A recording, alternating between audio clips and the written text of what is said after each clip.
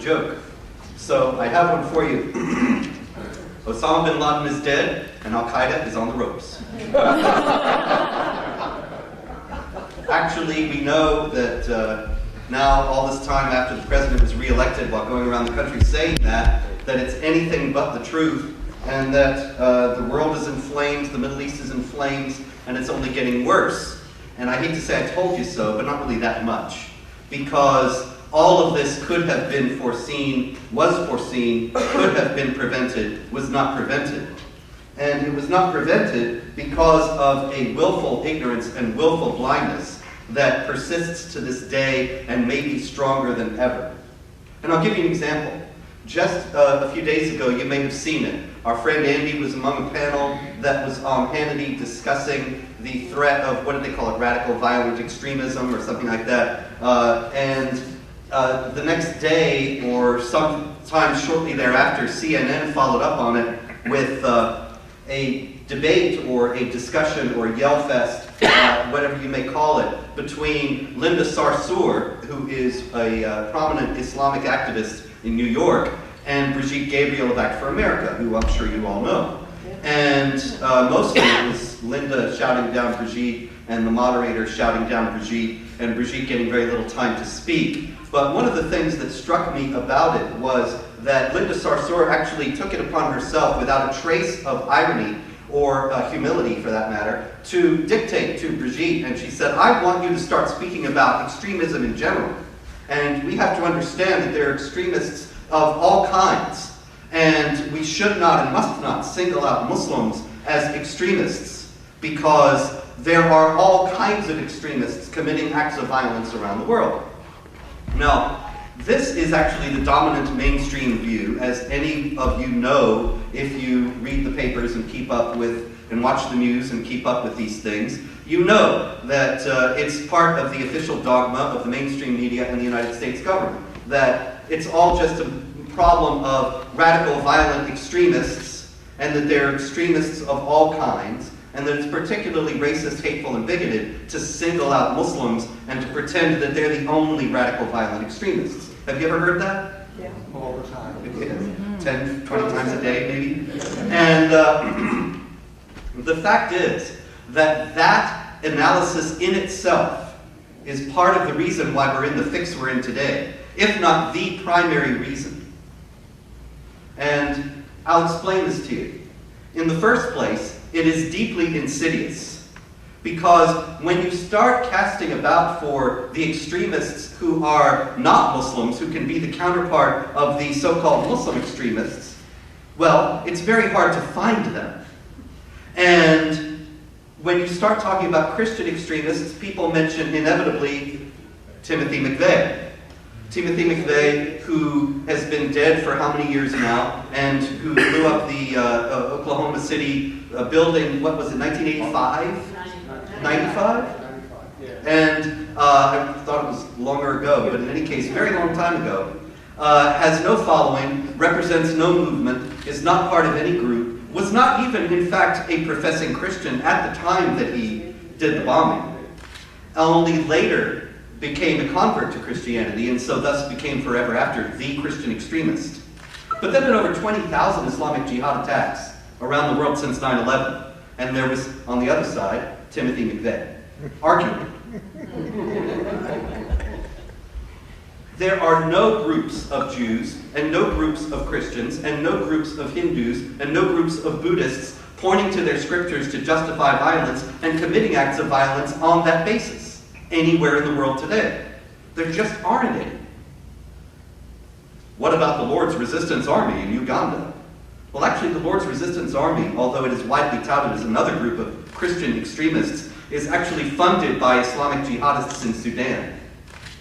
And there again can point to no Christian scriptures to justify what it's doing, and does not point to any, in sharp contrast to the Islamic jihadis who routinely quote the Quran to explain and justify what they're doing and to make recruits. So this is why it's insidious, because in the first place, there aren't any. And so the whole idea of having to point to other kinds of extremists before it's legitimate to speak about Islamic jihad is only an attempt to deflect attention away from the reality of Islamic Jihad, and to create a false moral equivalence between the reality of Islamic Jihad, which is thousands of bodies stacked up around the world, and these tiny fringe groups at best who committed isolated acts of violence here or there over a period of years. But it's even worse. People like Linda Sarsour, they know that. And when they talk about extremists of all kinds, there is one particular group that they actually do mean, that they try to portray as being equivalent to Islamic jihadis. You know who they are? Some people are nodding. They're us. The people who resist Islamic jihadis. The people who are opposed to Islamic jihad terrorism are routinely portrayed by the enablers and supporters of Islamic jihad terrorism as being exactly the same as the jihad terrorists. And so actually, when I myself and my colleague Pamela Geller were banned from entering Britain last year, I got a letter from the UK Home Office. I was sitting in my home office and working, and FedEx comes up, as they often do, but this time the guy says, "Oh, I need your signature on this. It's the UK Home Office." And I thought, oh, that's it. I'm not getting on the plane tomorrow. And sure enough, it was a letter from the British government saying I was not allowed to come to Britain because I said that Islam is unique among religions in having a developed doctrine and theology and legal system mandating warfare against unbelievers. And because they said I might repeat that in Britain, I was not to be allowed in. Because who knows what would happen if I went around on the streets of London saying something like that. Now, there's several things to this. In the first place, Islam does have a doctrine and theology and legal system mandating warfare against unbelievers. That's just a fact. I'll show it to you in a minute. Not only that, but the week before we were banned, the British government allowed in a Saudi sheikh named Mohammed al-Arifi.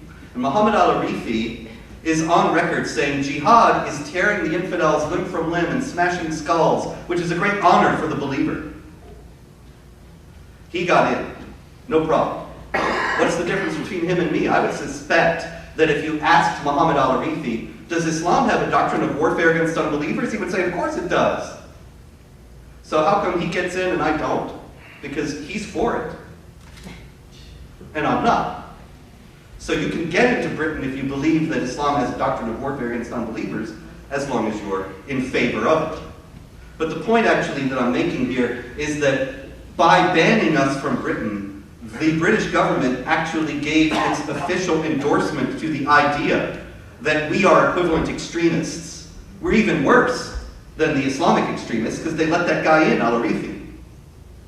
And actually in the British media at the time, one of the most infuriating aspects of the whole affair was that people were writing on both sides of the issue, even people writing in support, saying Geller and Spencer should not have been banned from Britain. After all, we have our own extremists here. How can we have our extremists here like Anjem Choudary, who is a jihad preacher in Britain, and not let in their extremists on the other side? Okay, so what exactly is so terrible? What exactly is so extreme about what I say?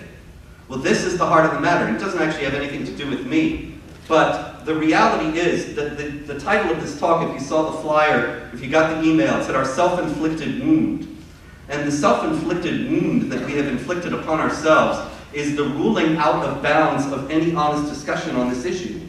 And the idea that if we speak honestly about this issue, that there's something wrong with us, that we're extremists. I actually did get to London a few years ago, before they, I guess they found out how extremist I really was. And I did what any tourist would do when you get to London. I went to all the local mosques.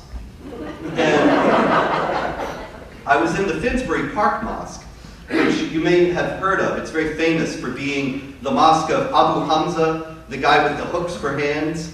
He was in his mosque one day and he was making a bomb. I mean, what else do you do? And he's a very pious man, you know. So he's making a bomb, and it went off in his hands, so he had no more hands. And Anyway, he was the imam of the Finsbury Park Mosque until he was arrested, and he actually was just extradited to the United States and found guilty of involvement in a plot to create an Al-Qaeda training camp in Bly, Oregon. And anyway, while he was the imam of the Finsbury Park Mosque, he was routinely quoted in the British press as saying all kinds of extremist things. And I went into the Finsbury Park Mosque, it was a few years after he was gone. And I said to the guy there was a very helpful young man there who weighed me down with books, all kinds of books. He was trying very hard to convert me to Islam. He didn't know who I was. And he gave me this Quran among the other books. And I said, I hear that a few years back you had some problem with extremists. And he said, yes, we did, but they're all gone, and we're all moderates now. So he gave me this moderate Quran. And this is a very helpful Quran to have. This is a Quran, it's not just the Quran in English, but it is a Quran with commentary. You know how we're always taking it out of context? That any time you quote the Quran in a way that's unfavorable, you're taking it out of context. So what better to do but to get the context from somebody who would know? And so this Quran actually has commentary by Syed Abu Allah Maududi, Maulana Maududi, who is a Pakistani Islamic scholar and politician. He died in 1979. He's the founder of Jamaat Islami, which is still the largest Islamist party in Pakistan, that is an exponent of political Islam. And he was a great scholar of the Quran. He wrote a multi-volume commentary on the Quran, of which this is a one-volume digest. And if you go into your local Islamic bookstore, you probably have a membership, right? If you go into your local Islamic bookstore, I guarantee you, you will find writings by Maududi. And if you go to IslamicBookstore.com or anywhere online, you'll find Maududi. He's very mainstream. He is not an extremist. He is not radical fringe. He is a respected commentator on the Quran from the 20th century. So they gave me this moderate Quran, commentary by Maududi, so now I cannot take it out of context. After all these years, it's like going into AA after being an alcoholic. And the first thing I did was go to chapter 9, verse 29, which says, fight against those who do not obey Allah and His Messenger, and do not forbid what He has forbidden, even if they are of the people of the book, that of course is us, primarily Jews and Christians, until they pay the jizya, which is a poll tax, with willing submission and feel themselves subdued.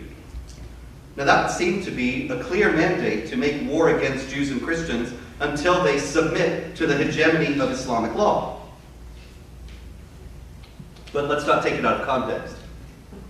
Maududi has commentary on it, and he says this: the purpose for which the Muslims are required to fight is not, as one might think, to compel the unbelievers into embracing Islam. Well, that's a relief. It's all okay now. Well, not quite, because there's more. But actually, you know, if you see people on television speaking about Islam, they will say, Islam was not spread by the sword. Islam does not force people to convert to Islam. True, I mean, it's often a law honored in the breach, but nonetheless, it is precisely Islamic law. You don't force people to convert to Islam, you just make it so miserable for them if they don't, that they want to. And that's what the rest of this is about. Rather, its purpose is to put an end to the suzerainty, the rule of the unbelievers, so that the latter are unable to rule over people. You know what that says? So that the latter, the unbelievers, are unable to rule over people in general, full stop. Not latter are unable to rule over Palestine, or lands of Iraq and Afghanistan, or lands that we don't like American foreign policy in. People, in general. The authority to rule, he goes on, should only be vested in those who follow the true faith. Unbelievers who do not follow this true faith should live in a state of subordination. Anybody who becomes convinced of the truth of Islam may accept the faith of his or her own volition. The unbelievers are required to pay jizya, poll tax, in return for the security. You remember, like The Godfather, you know? You pay a little protection, you make sure your windows don't get broken, you got a very nice business here, you don't want anything to happen to them. You just pay us $100 a week.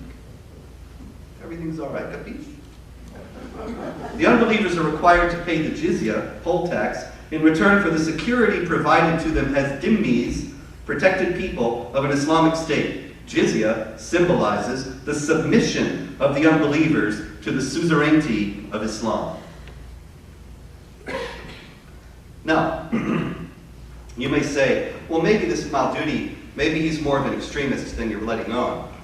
After all, he did found Pakistan's largest political party, but Pakistan's a little loopy anyway, right? Surely they don't take this seriously anywhere else. Pakistan's always been given to fanaticism ever since it was founded as the land of the pure, Pak, right?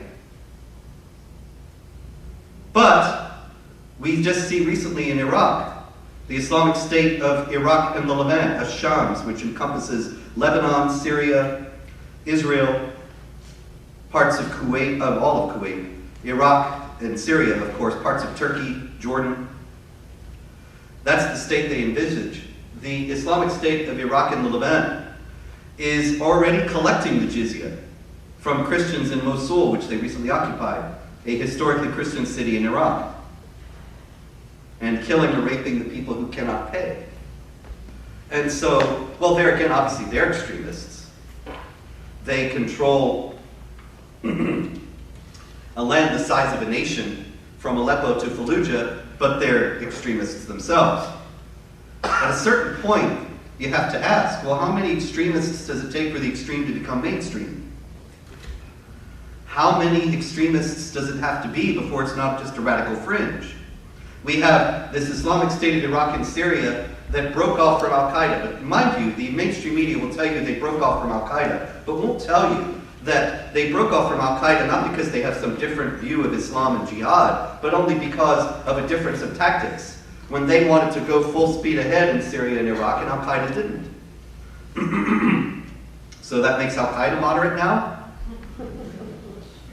Now, the problem is that that's exactly the kind of thinking that we do have in Washington. That the Obama administration has been, he was so avid to go into Syria militarily, to aid the wonderful freedom fighters against Assad. Remember that? And then he was giving them weapons. And who were they? Well, John McCain went and he checked them out and they were moderates, right? And he posed for a picture with them. And they were moderates. And now you know what? That picture is being used by the Islamic State of Iraq and Ash-Shams as part of their recruitment, one of their recruitment videos. Say, see, John McCain endorsed us. The Obama administration and the Republicans, this is bipartisan cluelessness, they both thought that people who were fighting against Al-Qaeda must be moderates. When actually the split between the Islamic State people and the Al-Qaeda group was that the Islamic State wanted to be even more violent.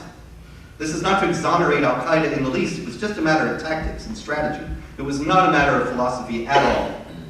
But the United States government, in all of its works and pomps, in all of its forms, it always speaks about moderates and extremists. And this whole way of looking at things is out of focus and is leading us into disastrous blind alleys, disastrous policy errors. And it's been going on for years. George W. Bush famously thought, when we go into Iraq and topple Saddam Hussein, they will welcome us as liberators. Well, I hate to say I told you so once again, but not all that much. In March 2003, before we had any troops in Iraq, I wrote an article that you can still find online saying President Bush does not have a realistic plan to bring democracy to the Middle East. He underestimates the loyalty that people will have to Islamic law and to the idea that only Islam should be the governing element of the state. As Maududi says, that the Muslims have the responsibility to fight until they impose Islamic law over the world, and to impose their hegemony over the non-Muslims. And so they're never going to accept a democracy that is based on one man, one vote. Because one man, one vote will just be one man, one vote, one time as they vote for Islamic law and become a Sharia state. The problem in Iraq is that you had these different factions that wanted their own hegemony and their own understanding of Sharia. Not that there was a whole lot of difference between the understandings of Sharia. But you had the Shiite Arabs, the Sunni Arabs, and the Sunni Kurds. and none of the three would accept rule from the other. So what we have now happening was inevitable. It was missed, though, because there was no understanding of Islam. It was considered to be the problem of a few extremists who had twisted and hijacked the religion of peace, and that once those people were neutralized, everything would be okay. So we went into Iraq and nothing worked out that way because the way in which the whole thing was conceived from the start was wrong. And Barack Obama became president and made it all worse by actively siding with these other groups, apparently in the belief that if he actually gives them an Islamic state, gives them the caliphate, then they will stop fighting against us. Here again, the man doesn't know anything about Islam. He has a remarkable affinity for it, a remarkable affection for it, a clear idea that Islam is good for a country. I mean, after all, I don't think he's stupid. And it's either think he's stupid or that he thinks Islam is great and ought to be in power in various countries, that there ought to be Islamic law in power. Because that's how he's acted consistently throughout his presidency. But the thing about Barack Obama and Islam was, once again, that he assumed that these moderate groups would come to the fore when there were no moderate groups. Here we are, how many years after 9/11, and there's no Muslim peace movement. There's no Muslim group that's fighting against Osama bin Laden's understanding of Islam and the Islamic State of Iraq's understanding of Islam. It doesn't exist. Just the other day I saw another article in a long stream of them for 13 years now. It's time for the moderates to start standing up against the extremists in Islam. Well, it's time for us to get the clue that they ain't going to. And they're not going to because they know full well that the so-called extremists have the texts and teachings of Islam on their side. And that if they stand up, they'll be declared apostates and heretics. And their lives could be in danger. So there are plenty of peaceful Muslims, plenty of Muslims who don't want to fight jihad against us. But the idea that they're going to stand up against the so-called extremists and make everything okay, that ship has sailed. They could have done that in 2002 and 3 and 4 and 5 and 6 and 7, and here it is 14. It's time to stop waiting for that. It's time to recognize the reality of the situation. Now, the spectacular incoherence of the American foreign policy has now been revealed, where Barack Obama wanted to help these wonderful freedom fighters that John McCain said were moderate in Syria, but when they cross over into Iraq, then they're extremists again, and terrorists, and we have to fight against them. So we're giving them weapons in Syria, but if they cross over into Iraq with those weapons, then watch out. Then we will send the Iranians after them and help the Iranians. And the Iranians will stop chanting death to America long enough to accept our support in largesse. Beat back the Sunnis in Iraq, reestablish their Shiite client state there, and then go back to chanting death to America. The thing is that in the Soviet era, we thought that we could win hearts and minds. We thought that we could buy friends, and in many cases we could buy friends, because that's the way the world was in those days, and people were pragmatic, and pragmatism can get you very far with other pragmatists. What we have not recognized is that in today's world, these people are not pragmatists that we're dealing with. They are religious zealots. They're not extremists. They're quite mainstream within Islam. But they are certainly zealots. Now, what does that mean? It means that they're true believers, that they really do think that they are fighting for God. And therefore, they're never going to give it up. They're not going to be bought off. They're not going to be won over. We are never going to win their hearts and minds. Why not?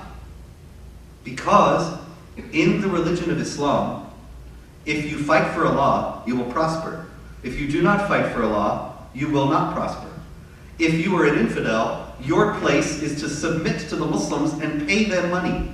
I just read that to you. If we go to the Muslims and to the Islamic world and say the future must not belong to those who slander the Prophet of Islam, and by the way, here's $1 billion, what does it look like to them?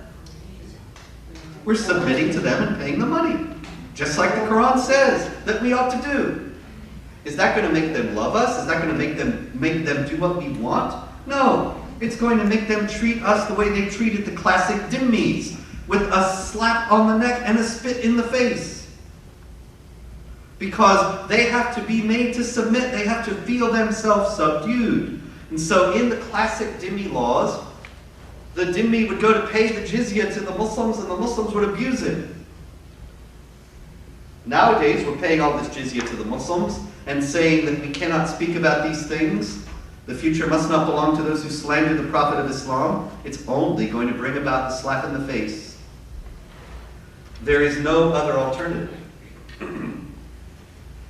The self-inflicted wound that we have given ourselves is to pretend that this problem is other than what it is. And I saw it even on Hannity the other night, and even Hannity, when he had the Islamic apologist cornered and was trying to get her to say that she condemned these things, he gave her an out. He said, this is a twisting and the hijacking of your religion. And she says, yes, I deplore those who wrongfully use Islam, or something like that. Well, what if they're rightfully using it? That doesn't come up. That's not allowed to be said. And the problem is that when you lie about the problem, when we cannot speak honestly about the problem, we will never solve it. If I have an ailment and I go to the doctor and I say, doctor, I've been having these headaches, and he says, take an aspirin, and I take an aspirin, and I still have the headaches, and it turns out that it was all misdiagnosed because it was something far more serious. If I just keep on pretending that I don't have something far more serious and keep taking aspirin, I'm not going to get better. I'm only going to get worse. It's common sense. Now look, the radical violent extremists. I'll give you another example. Boko Haram. Boko Haram in Nigeria, right? They abducted those 300 schoolgirls and 60 more today, you may have heard, and 31 boys. Yep. Yes. And international outcry about it, right? Everybody's all upset. Bring back our girls, hashtag. Well, can you imagine the jihadis when they went to their Twitter feeds that day, how humiliated they must have felt? Anyway, I saw an inundation of articles, CNN, even Fox, the supposedly good one, saying this has nothing to do with Islam. Wow. Boko Haram has nothing to do with Islam, right? Did you see that? Dean Obeidallah, the Muslim comedian, he's never said anything funny, but he's a comedian. And he wrote a piece saying Boko Haram is not Muslim and it's terribly irresponsible for mainstream media journalists to claim that they are. Well, what are they, Buddhists? Boko Haram, do you know that that's not actually their real name? Western education is sin, Boko Haram. Their actual name is the Congregation of the People of the Sunnah for Dawah and Jihad. Sunnah is accepted Islamic practice. If in Islam you do something that's sunnah, you do something that's acceptable. And Dawah is Islamic proselytizing. So this is an avowedly Islamic group. And what did they do? They kidnapped a bunch of schoolgirls, right? And even more heinously, they didn't just kidnap them, but they said they were going to sell them, and according to some reports, they did sell them as slave girls to the Boko Haram warriors. And you think, well, yeah, this has got to be radical violent extremism, right? Because what religion would countenance kidnapping little girls and selling them into sexual slavery? It's lurid, it's heinous, it's you'd expect that in the National Enquirer, not in the nightly news. So obviously it couldn't have anything to do with Islam, right? Well, the Quran says, you can open your Qurans to chapter 4, verse 3. If you fear that you might not treat the orphans justly, then marry the women that seem good to you, 2 or 3 or 4. If you fear that you will not be able to treat them justly, then marry only one. Or marry from among those your right hands possess. What are those your right hands possess? Slaves. Sex slaves. They are women captured in jihad warfare who are used for this purpose. Don't believe me, believe Maududi. He's not an extremist, he's a moderate. This expression denotes he's allowed into Britain. Well, he's dead now. He used to be in This expression denotes slave girls, i.e. female captives of war, who are distributed by the state among individuals when no exchange of prisoners of war takes place. So a Boko Haram guy reads that and thinks, I'm perfectly within my rights as a Muslim to do this. It's perfectly fine. There's nothing wrong with this at all. Then he sees Dean Obeidallah saying, this has nothing to do with Islam, and anybody who says it does is grossly irresponsible. And what does he think about that? Does that make him stop and say, oh dear, I'm doing something grossly irresponsible and linking this Islam, this heinous act with Islam? Do you think that that's likely? Not in the least. What we have is a concerted campaign on the part of the mainstream media to make people think, in the first place, that it is non-Muslims who are linking Islam with terrorism, and that any such link is a manifestation of bigotry and hatred. Now, the upshot of it is that nobody in the mainstream media is quoting the Quran about sex slavery, and there's several other passages too that say the same thing. Chapter 4, verse 24, 33, 50. Nobody is quoting those. Nobody is referring to them. Everybody is denying this has anything to do with Islam. Now, why does this matter? As Hillary might say, what difference does it make? Well, it makes a very big difference, because if we cannot diagnose the problem properly, we cannot fix it.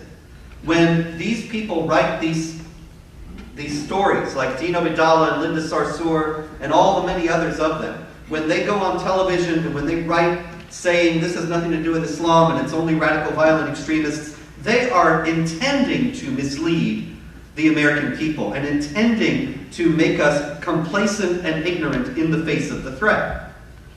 That is their purpose, because they know they are Muslims. They know that what I am saying about Islam is true. They know when Boko Haram kidnaps schoolgirls that there are these passages in the Quran that allow for that. They know. So if they know, what are they doing? They're not trying to convince Boko Haram not to do it. They're trying to convince us not to look at the root cause of it, so that we will not do anything to stop it, so that it can happen again. And we've fallen for it completely, hook, line, and sinker. I used to, before I became an international pariah banned from nations, I used to train FBI.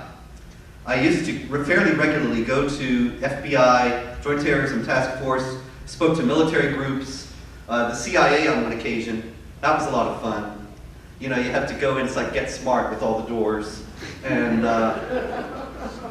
you go in and you strip to your shorts and they make sure that you don't have a bomb.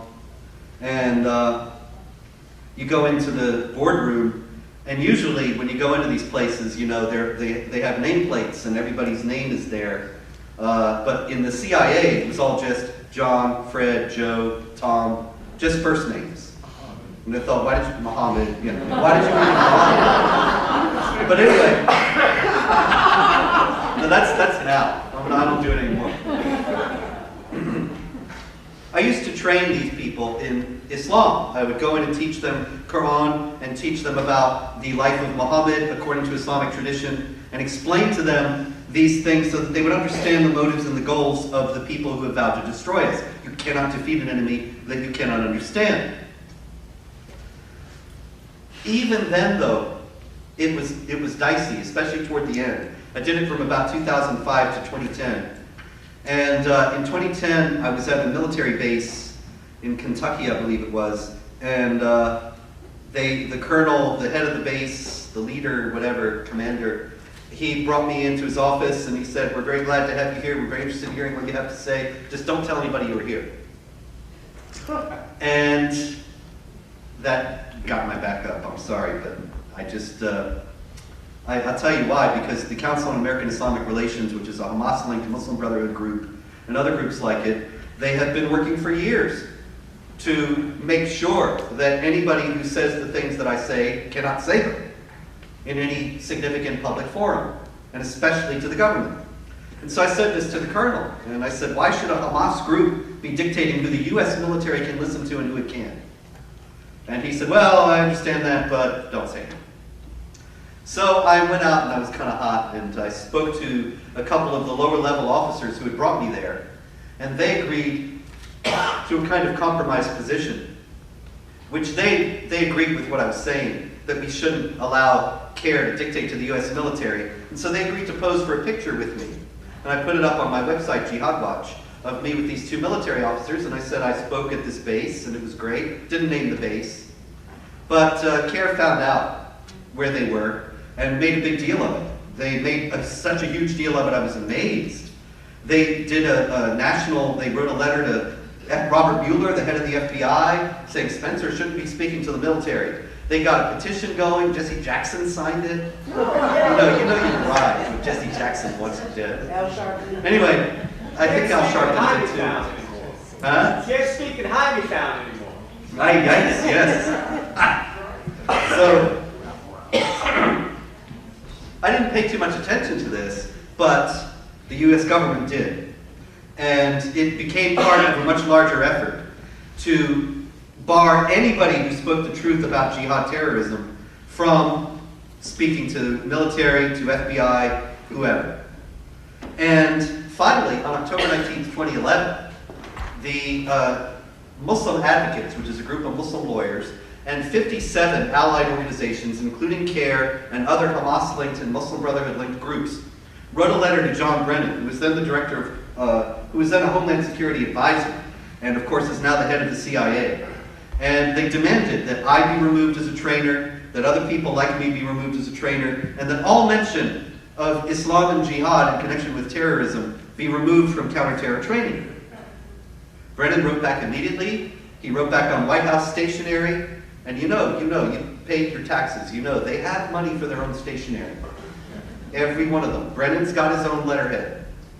But he used White House stationery on this case, to emphasize how seriously they took this at the highest levels, and said, not only will we scrub all mention of Islam and jihad from counterterror training, not only will we fire these trainers, but we will re-educate anybody who was trained by them. Chairman Mao would have been very pleased. And for all I know, they did. But this is the problem. This is the price of what they did there. Now, the US government is officially bound, cannot speak about Islam in connection with terrorism. Right around that same time, in the fall of 2011, the Russian government sent the FBI notice that Tamerlan Tsarnaev was a follower of radical Islam, that's how they put it, and a strong believer, and had tried to join underground groups in Dagestan. The only underground groups in Dagestan are jihad terror groups. Tamerlan Tsarnaev, of course, was the Boston Marathon bomber. But the FBI got this right around the time. Imagine if you're an FBI agent and you go to work one day and you get the memo. Islam has nothing to do with terrorism. Never mention Islam in connection with terrorism ever again. Okay, boss. Second memo. Russian government says this guy is a follower of radical Islam and a strong believer who may be involved in terrorism. Uh-oh. What do? Circular file. Because it's too hot. Even if they knew, even if whoever got it in the FBI knew the significance of it, somebody who had not yet been re-educated, even if they knew, they wouldn't have dared to do anything about it. And they made a perfunctory investigation and let it go. And of course you all know Islamic Society of Boston, that Tsarnaevs went there, Afia Siddiqui went there, serving 86 years for trying to kill American soldiers in the name of Islam. Tariq Mahana went there, serving 17 years for aiding Al-Qaeda. Founded by, the Islamic Society that is, founded by Abdurrahman al-Amoudi, who is doing 23 years for financing Al-Qaeda. And of course, when did the FBI go in to investigate this mosque? Never. Never. Even after the Tsarnaev bombing of the Boston Marathon, they didn't go in. Congressman Louis Gohmert, an American hero of Texas, he grilled former FBI Director Robert Mueller about this, and he said, yes, we did go to the mosque. We had outreach there. And see, here it all comes back around. Outreach. You see, Mueller wants to deal with the moderates against the extremists. He is duty-bound to believe that any mosque in the United States is full of moderates and not extremists. And so he conducts outreach to the mosque to try to win hearts and minds and make them think, we're not against you. Why does he have to do that? Because of counter-terror efforts that Muslim groups have said are anti-Muslim and discriminatory. And so the FBI, instead of saying, are you kidding? You guys are, the jihad has killed 3,000 Americans on 9/11, and 13 in Fort Hood, and 3 at the Marathon, and 2 in Little Rock, Arkansas, and so many other foiled plots, and you're saying that we can't come in? No, they didn't say that. They said, oh, okay, well, we'll make sure that our investigation of mosques is acceptable to you. And we'll conduct outreach to show you what good guys we are. So, the upshot is, everyone is afraid to deal with this problem truthfully and adequately. And that endangers us all. And I will close with a small story about how deeply this is embedded now in the American psyche. Do you remember the Fort Dix plot? Yes. The Fort Dix Six. They were going to go into 6 Muslims around 2007. They were going to go into Fort Dix and kill as many American soldiers as they could before they themselves were killed, and would thereupon go to paradise and meet the virgins and get the reward promised in the Quran. Paradise is guaranteed for those who kill and are killed for Allah. Chapter 9, verse 111. So, why didn't they do it? Were they foiled by the FBI? No, the FBI was too busy conducting outreach. How were they foiled? 17-year-old kid. Yes, you already know the story. I'm still going to tell it. She's still on her nose, so tell us. It was a 17-year-old kid. He worked at a video store. His name is Brian Morgenstern. And he worked at a video store near Fort Dix. And these guys were true believers. They had all sorts of jihad videos, beheadings, bombings, blood and gore. But they had them on VHS tapes. For Brian Morgenstern worked at a video store. They brought in the VHS tapes and they said, would you put these on DVD for us? And he said, okay. It was just another day's work. But he's seeing all this go by, and he starts to get disturbed. And so he went to his commanding officer, he went to his boss, and said, dude, well, he was 17. I'm seeing some weird stuff on these videos. Should I go to the police? Or would that be racist? He said that. They were also white guys, by the way. They were Albanian Muslims. They were whiter than I'll ever be. And yet, he had known. He was 17. You know, he didn't know anything. Pardon the expression. He didn't know about contemporary geopolitics. He just knew that to resist jihad terror, that was racist. How did he know that? From 10, 12 years of it being beaten into us every day. That to resist jihad terror is hateful, bigoted, and wrong. And it's gotten as far as the British government. It certainly encompasses the mainstream media. Barack Obama believes it. And so the only thing we're going to get is more jihad terror. Because people don't want to do what's hateful, bigoted, and wrong. They don't want to see themselves smeared all over the internet with all sorts of horrible charges. And so they keep their heads down and let it all go by. But in the meantime, the jihadis are not letting it all go by. They're still at work.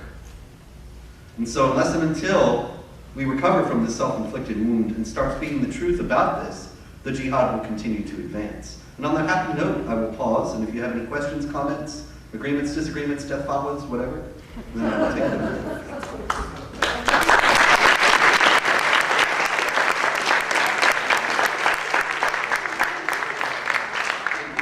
Yes, sir. So what would be the catalyst to result in a change in attitude on the part of American leadership and the American public? What would be that catalyst? Well, what would be the catalyst for a change in the attitude of the American leadership and the American public? You would think that just the pressing events of day to day would awaken them to reality. But I keep being amazed at how much that does not happen. That, for example,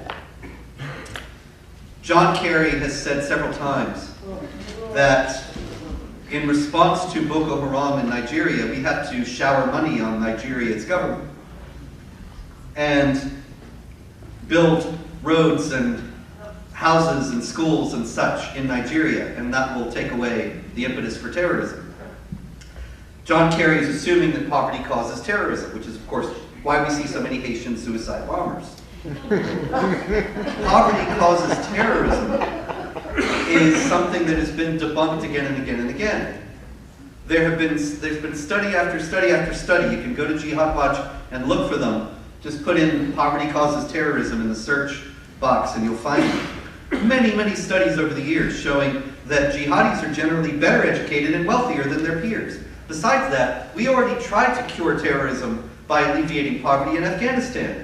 And we built all kinds of schools. They blew them up. It was just another place for the Taliban to have target practice. And yet it doesn't ever seem to sink in. And the same wrong analyses keep resulting in the same wrong policies being applied.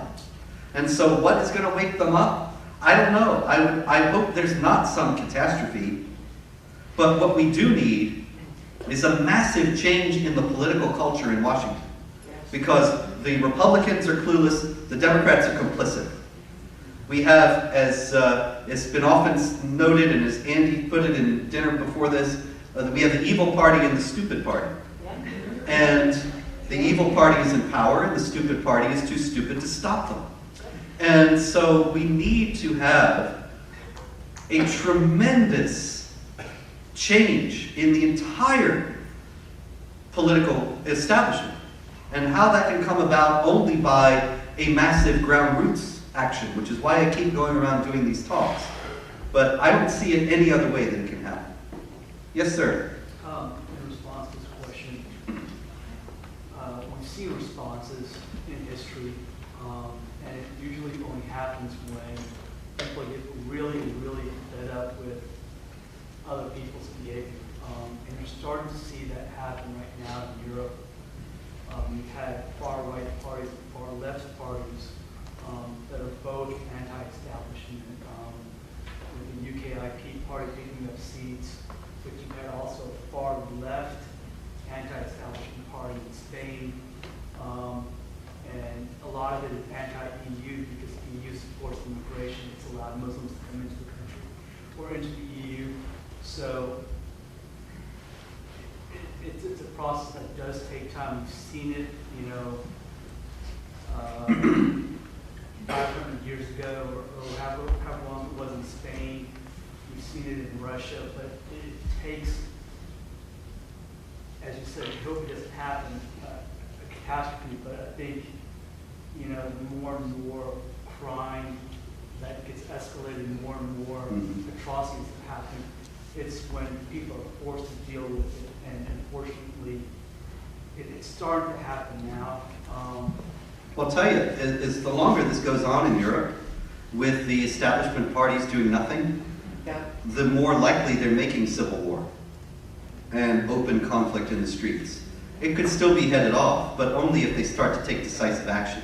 And all they're doing is aiding and abetting the problem. You've seen the Golden Dawn Party pick up seats in Greece, which is a very liberal country. You've seen anti-establishment conservative parties gaining strength. They don't have a majority, they're a very small minority, but picking up strength in countries like Sweden and Norway. And countries like Norway are just some of the most anti-Semitic countries in Europe. Well, I hope that responsible parties can gain power before it's too late. It's getting very late. John? To strike a positive note, Robert, I just saw a video yesterday of an Arab-Israeli youth. I think his aunt is a member of the Knesset.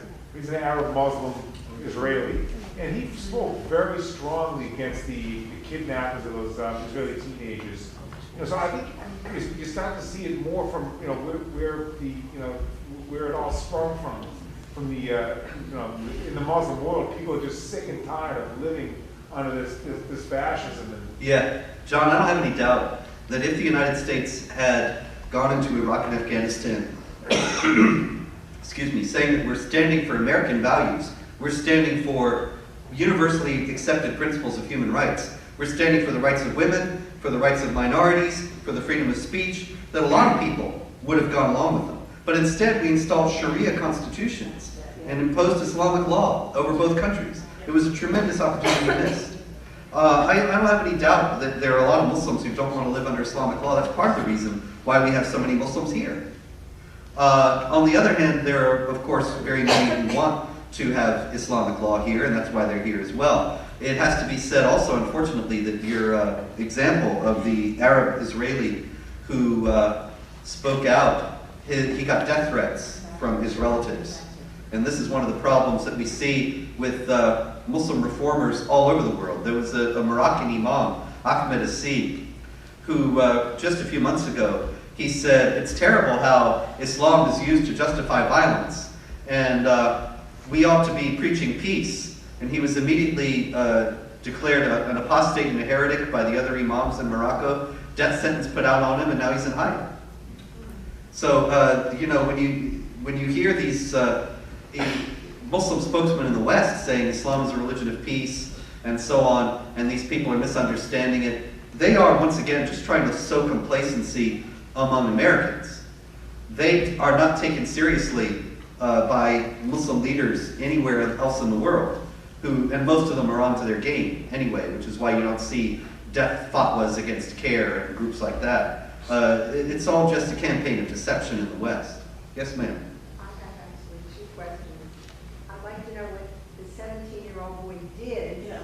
That's number one. Oh, did I leave that out? Sorry. Yes, and the other is, why is it I agree with everything you're saying. Why is it a lot of young men mostly are converting to Islam and going over to fight Yes. outside of Islam? In the first place, the first question was what happened Yeah. to that kid, Brian Morgenstern. He did go to the police. He decided to go ahead and be racist. And so he went to the police, and we can be grateful to him for doing that because he prevented people from being murdered. But the idea that he would even have paused for a second and have worried about it shows what inroads the jihadis have made into our collective psyche. And the second question was, what is it that makes young men convert to Islam in the West and then go over and fight in Syria and Iraq?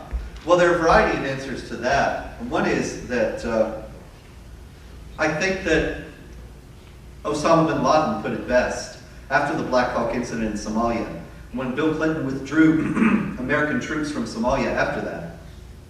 And Osama said he saw that withdrawal and he saw, America's the weak horse and people will back the strong horse. And so now's the time to step up the jihad.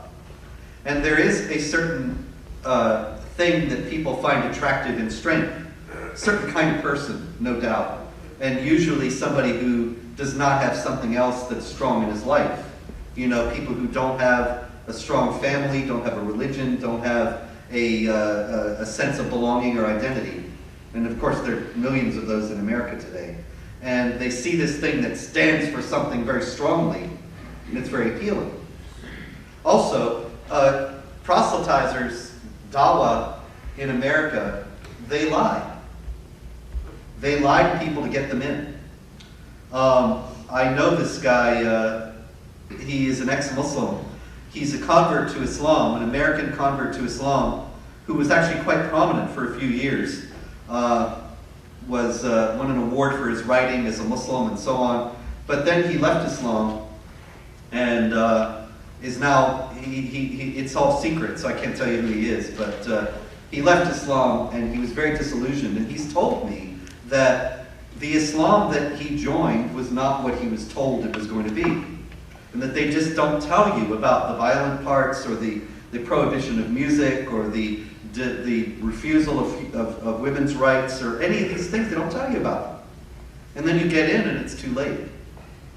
because it already is operating in a certain kind of occult fashion, cutting you off from family, cutting you off from other ties. So then a lot of people, they feel like it's too late to turn back when they find this out. Yes, ma'am? Where do you see the Saudis shaking out in all of this? I mean, on one hand, they're scared to death of Iran and some of the stuff, but they also are in bed with the enemy. They're funding some of this. And they've also got a lot of military equipment coming from this country. Can they have it both ways forever? Where do you think they're going to shake? Nobody's going to have it both ways forever. All this is going to come to a head. How? I wish I knew. But the Saudis are in a very peculiar position because they have been funding these jihad groups for years. But at the same time, they're opposed to them because the jihad groups want to topple the House of Saud because they consider it to be apostate. The jihad groups want a caliphate. The caliph is the successor of Muhammad as the political, military, and spiritual leader of the Muslims. The king of Saudi Arabia is not a caliph. And so he has no legitimacy in their eyes. It's not that he's rich and hypocritical and all that. They don't care about that. They care that he is not governing according to the caliphate structure. And so they will topple him if they can. And the Saudis have been playing a double game in that regard for a long time. They had an agreement with Al-Qaeda. They would fund Al-Qaeda outside the kingdom as long as Al-Qaeda didn't operate inside the kingdom. And the Al-Qaeda ultimately broke that agreement and blew up the Khobar Towers.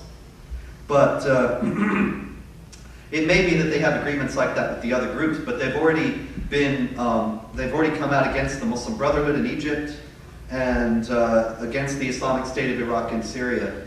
And so it may be that they will be the ones who will stand up to this in the way that Barack Obama will. The problem is that they're fueling it by what they teach and how they raise their children, and so they're not going to be able to beat it back forever. It just seems that they and the Egyptians, there are certain states within the Arab world that are uniquely positioned to actually do something because they have money, they have military might, and they can claim they too are Arabs and Muslims. And rather than us doing it, there are some places in that part of the country who could have some legitimacy in fighting back. Well, I certainly have no objection to an Egyptian-Saudi military action against ISIS.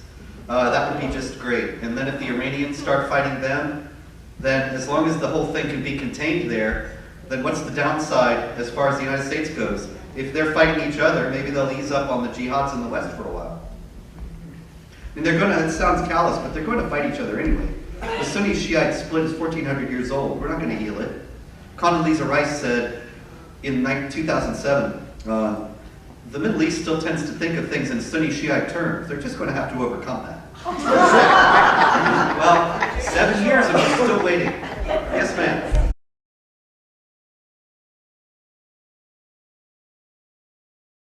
Certainly. That they fight their Sunni-Shiite jihad and we stay out of it. And we protect our interests as much as necessary. But we, in the meantime, develop alternative energy sources with the drilling, with the fracking, with the pipelines, everything. And make it possible for us to be able to steer clear of them as much as we can. Obviously, today, the global economy is interconnected, and so this has to be done in a careful manner. But I believe it can be done. We might as well try to do the right thing instead of keeping on trying to do the wrong thing. And you have that, you have the oil dependence, you have, in second place, reconfigure our alliances so that no state that oppresses women, no state that oppresses non-Muslims, no state that pumps out the anti-Semitic rhetoric on the airwaves is going to get a dime from the United States. And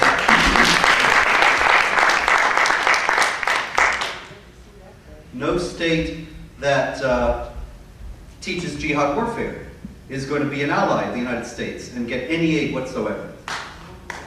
So,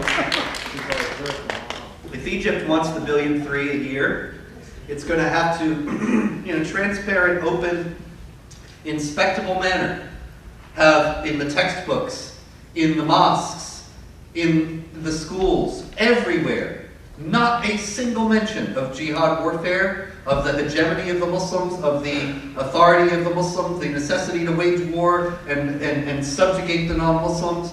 of all the anti-Semitism that's all over the Egyptian airways all the time. Not a bit of it. And it's inspected, what, every 6 months or 3 months, however long, frequently it has to be done. Or else, they just don't get it, that's all. They're not the friends of the United States. And I guarantee you, some of these places will be ruled by pragmatists and will clean up the act to get the money. And that will be good in the long run, because you might have a generation or two like Turkey, up until recently, where they were willing to enter the civilized world. Now, of course, it comes back in Turkey because they're re-Islamizing. And they're only going to do that when the vigilance is relaxed. So the vigilance has to always be there. Could that be done? Well, I don't know. Why don't we try? Meanwhile, domestically, every Islamic organization has to give up, renounce in transparent and inspectable ways any intention to bring Islamic law here in whole or part, any intention to do anything to harm, to modify in a way that would be in variance with our rights, the U.S. Constitution, or they're political groups, they're not religious groups, and subject to all the accountability and inspectability of political groups. Yes, sir, in the back. The immigration policy of the United States, why are we accepting so many refugees from war-torn Muslim nations? How does that whole process work? I saw the mayor of Springfield was even complaining about it. Yeah, I saw that. That was remarkable. I hope there'll be many more of those. The mayor of Springfield just recently said, can we have a moratorium, please, on these Somali immigrants? I mean, I have a heart too, but these people come in, they drain our welfare resources, they're not adding anything to the community. He didn't say that, but he said it in so many words that, you know, this is just a burden on our city, and we can't handle this. And, you know, it's also creating civil strife that's going to only increase. It's not just that the Somali communities in Minneapolis are sending jihadis back to Somalia. And at a certain point, they're going to get the idea, hey, we can just stay here and wage jihad here. Hey, good idea, Ahmed. How hard is that going to be to figure out? But why is it happening? It's happening by the express design of the Obama administration. If you look at the refugee resettlement program, it heavily favors Muslims. It's very hard, even if you're a Christian from a persecuted area, to come into the United States right now. But very easy if you're a Muslim. And they're bringing these whole communities in. And there's also been all this sort of strife about Islamic supremacism already. You know, there are whole Somali communities in, I believe it's Nebraska and Colorado, in cities there where they're J.B. Swift meatpacking plants. And they demanded prayer times, prayer breaks during the day. And the non-Muslims complained and said, wait a minute, then we have to work longer hours to make up for these guys' breaks.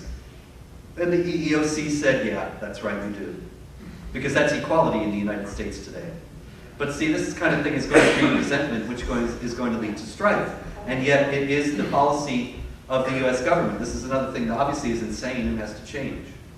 Yes, sir? And how did allowing or fast-tracking 30,000 Syrians, even if they had some minor connection to terrorism, into this country? Just a minor. few people. What does that do to the equation? It's as I said, it's insane.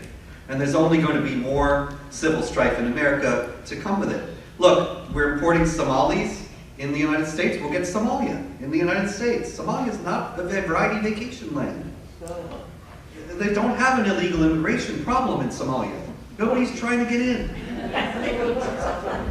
And so we bring over whole Somali communities. It's only natural. They're going to recreate what they know here. Look, and then of course it's aided and abetted by our governing officials.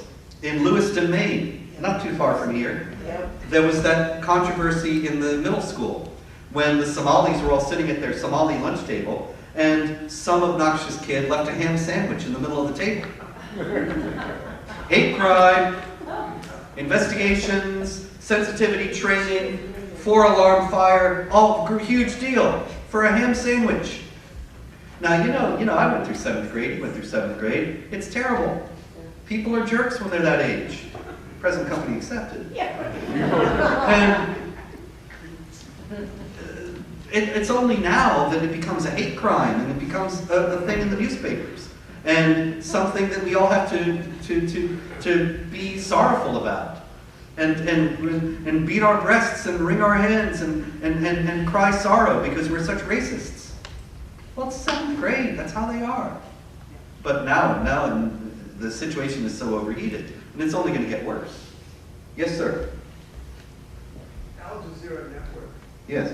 what kind of influence is that making in roads? Well, Al Jazeera, actually, I'm happy to say Al Jazeera America was a big bomb and did not do well at all. And I don't see any signs that it's going to improve anytime soon. There's a big controversy, you may have seen the news recently, about these Al Jazeera reporters who were arrested in Egypt. And everybody's all upset because it's a free speech issue. Well, okay, I believe in free speech too. I actually believe in free speech, I'm sure, more than most of the people reporting about the issue in this case. But I also know what Al Jazeera is. That Al Jazeera is essentially an arm of the Muslim Brotherhood. It comes out of the same Qatari organizations that are in with Sheikh Qaradawi, who is a huge Muslim Brotherhood operative. And Al Jazeera has had several of its reporters previously arrested for terror ties. They got all the videos, you remember, over the years from Osama bin Laden, from Zawahiri, from Adam Gaddan. And where did they get them? Why didn't they ever say, hey, we could just follow that guy back to the cave and then we know where these guys are? Never occurred to them somehow. And so it doesn't break my heart if Al Jazeera reporters, it doesn't, actually I should say, it doesn't arouse my skepticism if I see Al Jazeera reporters getting arrested for terror ties. Obviously they are Brotherhood, and Egypt's cracking down on the Brotherhood. And so we can be all upset about free speech in Egypt, but we have to understand that Egypt does not have a tradition of free speech to start with. Egypt does not have a egalitarian, Republican, democratic tradition to start with. It's a various succession of authoritarianisms. And so it's going to be either this group now or the Brotherhood. And at least this group in power now is probably going to be better for women and better for the Christians in Egypt than the Brotherhood would be. So, yes, sir. Also, elephant in the room, what you said, is the problem we have in this country with Marxism, the Marxist thought, and it's what has created political correctness. And until we understand that, we can't know how to cope with Islam has come in and exploited Marxism. Yes. And in fact, those are two competing ideologies. I mean, I don't know what the leftists think when the West falls, that their heads are going to be cut off. I mean, Well, yeah. We have a historical example ready at hand of recent vintage. In 1979, the Islamic Republic of Iran actually started as a coalition between the Khomeinists and the communists. You remember? And they had a Marxist prime minister for a while. And he was ultimately beheaded, and the communists were ultimately killed and thrown out of the equation. Yes? The recent Brandeis thing shows that there's a hierarchy in political correctness. That the top, Yeah. the women is lower, and race is even below that. Absolutely, yes. Because So that should teach us about Marxism. well, at Brandeis, as you, of course, I'm sure you all know, but just in case anybody doesn't know, they were going to award an honorary degree to Ayaan Hirsi Ali, who is a Somali ex-Muslim. And so we saw that even though she's black, that didn't count, and she's a woman, that didn't count. She offended Islam. That was the only thing that mattered. And so Islam trumps feminism and trumps racism. And is at the highest, as you say, the highest of the pecking order of the political correct elites today. So the question a lot of people ask me is, why would the left be undertaking this alliance when they will get their heads cut off once, if they win, if their alliance wins, they will be the losers. And how can they ally with these people who have this fanatical morality that they enforce by beheadings and stonings when they're so immoral themselves? Well, I think the answer to that is that authoritarianism trumps morality. And so even though they disagree on moral issues, they both have a shared taste for authoritarianism. That the left wants to quash all dissent. The left will not listen to the right. The left will not have an honest discussion or debate with us. They only will shout us down and call us racists, and that's it. And close us out of venues and say that we're bigots, and that's the end of the story. And so the Islamic law does the same thing. You're not allowed to criticize Islam. You can't say anything negative against Islam, or your life is forfeit. So they have a shared kindred authoritarianism and a taste for controlling people. And I think that's where the basis on which the alliance is made. Yes, sir? How do you view Putin and his fight against Islam? Putin is kind of hypocritical in an opposite way from Barack Obama. They're kind of opposite numbers. I mean, obviously, Putin's a lot smarter than Barack Obama and a lot cleverer, but at the same time, Obama's the smartest guy in the room. When he's alone. Yeah. When you put his teleprompter in, he's already one up. But anyway, he's fighting against the jihadis in Chechnya. Okay, but then why is he helping Iran? And that's just as short-sighted and shows just as much ignorance of the real magnitude of the problem as the American government has shown. So I don't have a whole lot of respect for him. Yes, sir. Robert, a couple days after the Boston bombing, they had this big prayer service at the cathedral, Cardinal O'Malley and other faiths, right? And it was very conspicuous that there was, I believe, I don't know if there was any Muslims there. Yes, there were. There was. I didn't see anyone speaking though. At least. Yes. Yes. There were? Okay, I thought it was conspicuous that I didn't see any. I thought it Can was- you come up with the what was the question? Nasser Wadani from the American Islamic Congress. They had first picked people from Menino's Mosque, the Islamic Society of Yeah. Boston, and And then Patrick had to pull back the invitation Yeah. when he found out who they were. The thing about it is, though, that the fact that they have to make the invitation to start with, it shows how stupid we have all become. Not us in here, but I mean just the general political culture. That, okay, there's an Islamic jihad attack. Invite the imam to the prayer service. Because it's assumed that the imam rejects all this. It's assumed that this is a twisting and the hijacking of his peaceful faith. It's assumed without anybody doing anything to find out. And Lisa Wangsness of the Boston Globe writes these glowing, more than one, glowing puff pieces about Suhaib Webb, the imam at the Islamic Society of Boston. And never once does she say that he says secularism is an insane ideology. Well, what does he want then? An Islamic state in the United States? He's just a moderate. And it's okay. And this is the level on which we're operating. But Suhaib Webb doesn't stop working for the caliphate, working for the Islamic State and against democratic rule, just because the Boston Globe refuses to report about it. Quite the opposite. Yes, ma'am. Earlier you stated that it might be okay to give financial aid or whatever word you want to use for it to these Muslim countries if they stop treating the racism and hatred in their countries. How can we ever moderate that when right up the street in Newton, Mass, a town that has a large Jewish population, they've been teaching this stuff. They said it's out of the schools, and it's still in the schools according to people who have... Well, see, we could actually stop that. We just don't have the will to do it. If U.S. governing authorities and law enforcement officials wanted to go into those places and say, you are teaching things that are against U.S. constitutional principles, that are frankly seditious, and we're shutting this school down, they would be completely within their rights. And they could do it. It would just be like going into a school teaching Nazism in 1943, and nobody would have thought twice about shutting it down. And so the thing is not that we cannot, it's that we will not. And when you talk about whole countries, you're quite right. It would be very difficult. But that would be the condition upon which I would say American aid would come. And so if it could not be done, then no aid.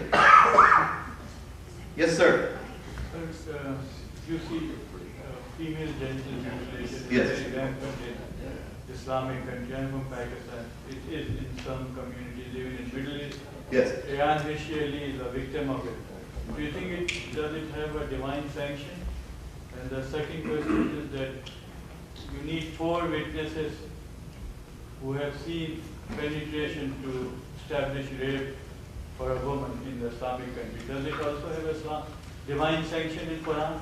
The questions are, does female genital mutilation have divine sanction in Islam? And does the idea of having 4 witnesses to prove rape have divine sanction in Islam? And the answer is yes to both. But female genital mutilation is not in the Quran. It's in the Hadith, the traditions attributed to Muhammad, where it says that the circumcision is an honor for a woman. And so this is why it keeps happening. And this is yet another instance where we see it happening in the United States. We see it, cases of it in like just the other day, there was the school in Sweden where it was revealed that everybody in this class had had it done in Sweden. And every time these things are reported, it's said, well, this is a cultural practice that has nothing to do with Islam. Oh, excuse me. It's never reported that Muhammad approved of it, that it is sanctioned in Islamic law. These things are facts, but they're always glossed over. If, and see, this is the difference that it makes, if there were an honest public discussion of the Islamic roots of these practices, then we would be able to go into the mosques and hold them accountable and say, you have to teach against this. This is against the law in the United States. We're going to prosecute you for teaching this. But we pretend, we assume they're not teaching it because it doesn't have anything to do with Islam. And so we don't hold them accountable. And so it keeps happening. The 4 witnesses does have sanction in the Quran. In chapter 24, verse 4, it says, those who accuse honorable women of unchastity, but do not produce 4 witnesses, flog them with 80 lashes, and do not admit their testimony ever after. And 24:13, why did they not bring 4 witnesses in support of their accusation? Now that they have brought no witnesses, it is indeed they who are liars in the sight of Allah. The story goes that Muhammad's favorite wife, Aisha, the little girl, she was accused of adultery, and Muhammad did not want to have her stoned to death. He liked her. So he had this revelation from Allah that you needed 4 witnesses to establish the act. But this has oppressed Muslim women ever after, because then you have to have 4 witnesses, or else if they make the accusation themselves, it becomes self-incriminating. And so 75% of the women who were in prison in Pakistan are in prison because they were raped. And they didn't have the 4 witnesses. And so their accusation was incrimination against themselves that they've committed adultery, they go to prison. See, if we can talk about these things in their Quranic derivations, then here again, we would be able to address them in a way that would deal with the root causes and maybe do something positive to stop them.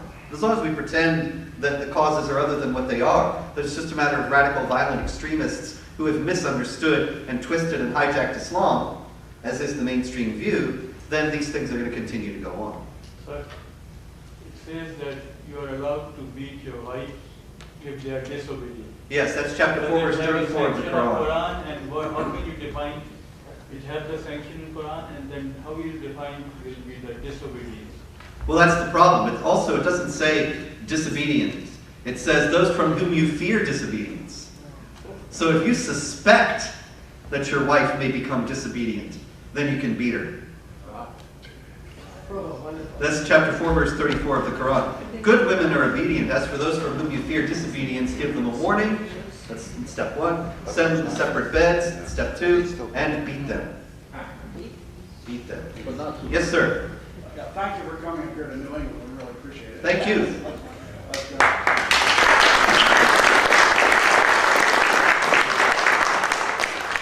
just want to mention, in the first part of your speech, I took a little concern with what you said about there are no Hindu or Buddhist extremists.